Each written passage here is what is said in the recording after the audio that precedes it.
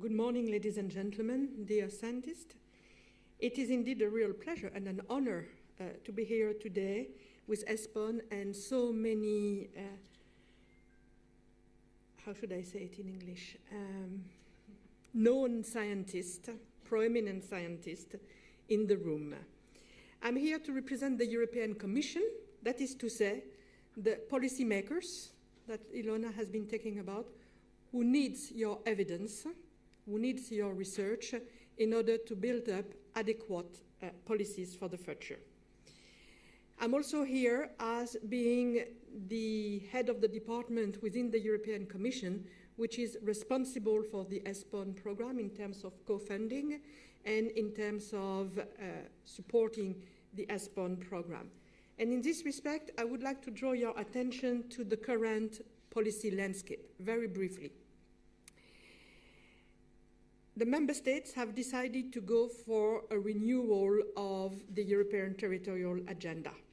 This is a process that will take some 2 years, and hopefully we will have a new territorial or a revamped, modernized territorial agenda by 2020 for the post-2020 period of time. In parallel, there will be some new leaders leading the European Commission as from the autumn of next year. And I'm pretty much convinced that they will want to take stock of what we have been achieving when it comes to territorial development, but also what will come next, and they will ask us in this respect. So I feel I have a personal responsibility to be well prepared in order to feed into the policy thinking process of the future European Commission. Last but not least, next year we will be celebrating the 10th anniversary of the Lisbon Treaty on the functioning of the European Union, which for the first time has embedded territorial development as one of its goals under cohesion policy. So I hope that with these elements of background, you understand better the reason of my presence here today, even though I'm not part of the research community as such. And talking about the ESPON scientific research community and its friends, I do hope that all of you will get involved in the future and will contribute to ESPON's upcoming research. We are, in the European Commission, very much indeed, supporting ESPON in its attempts to broaden the pool of scientists applying to their tenders. We've been particularly keen to see a larger variety of researchers and research institutions from all parts of Europe working on ESPON studies. This is indeed very much needed for all the good reasons that Ilona has been mentioning, but also because we need to work more on mapping all the current ongoing initiatives in the field of research according to the various levels of research development and application. We need to build up what I would call a value chain. That is to say, ensuring that the projects that we develop complement each other and contribute to the goal that we will have defined. I would dare to say the overall or overarching narrative of the territorial agenda and hopefully on the next generation of the territorial agenda. This is absolutely essential. Along similar lines, we have also been pursuing the two mantras, respectively, of first, improved ownership, and secondly, better contextualization of ESPON research. What do we mean there? By improved ownership, we precisely mean active involvement of all interested policymakers into the steering of each research, so as to facilitate its application. Whereas, by better contextualization, we mean careful positioning of each research among existing and ongoing research by other research actors. And this is exactly my mantra now, mapping contribution to the value chain. We live today in, and this is a bit a simple story to say, in challenging and rapidly changing times, triggering a lot of transformation, and in particular, structural transformations. In order to be able to promptly respond to nowadays challenges and opportunities, the policymakers that I represent here today desperately need knowledge to be both produced and spread out faster than ever. And believe me, please, we are absolutely desperate on that front. Knowledge can no longer reside within only academic institutions alone, as we all need to grasp in its pursuit we all need to grasp it in our pursuit for the right responses and policies at the right time, and I would even dare to say and add in actually real time. These policies by all means need to be underpinned by knowledge and therefore evidence, which for the moment takes too long to collect, consolidate, produce, and disseminate.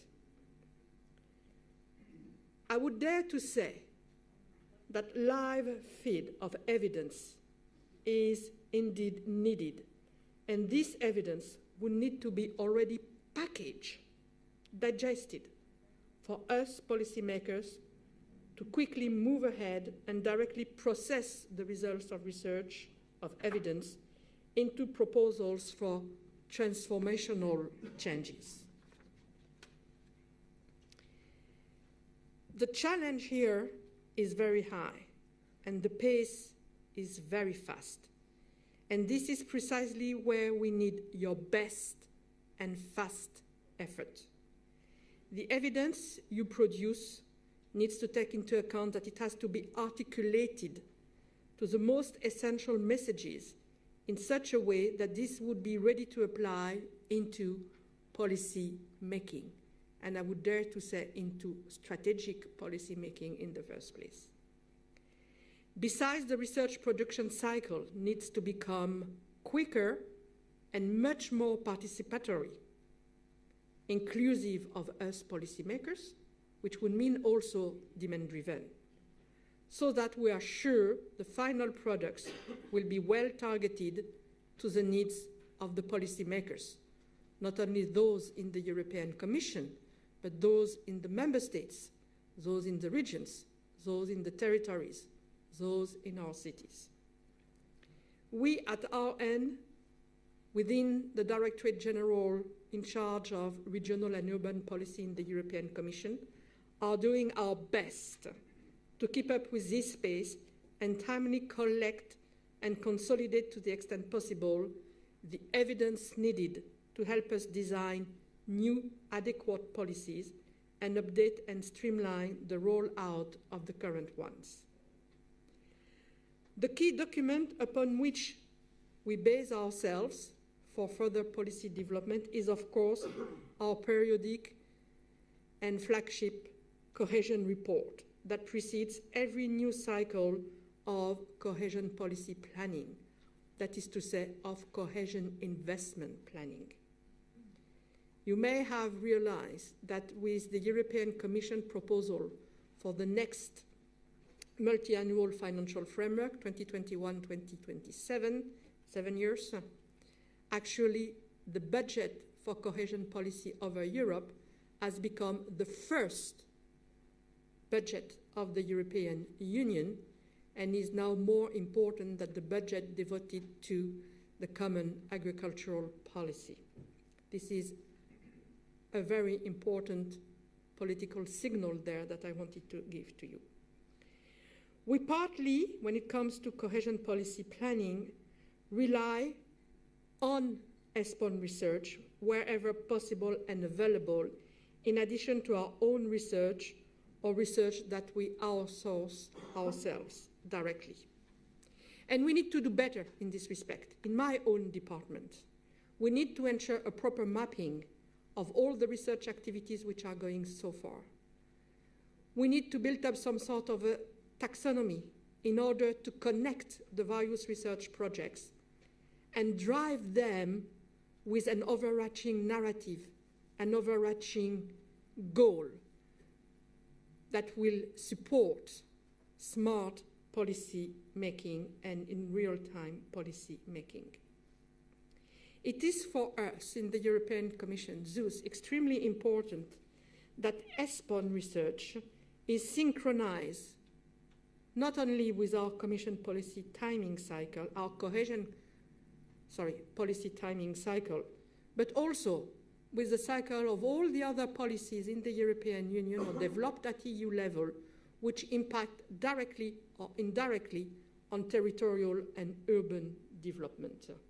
And ESPON has been moving in that direction as well. ESPON is not only about cohesion policy, it influences directly or it contributes to the development of a number of sectoral policies at EU level. And we also need that the results of the ESPON program and of the whole research community production are usable and following the same definitions. Otherwise, we cannot aggregate them.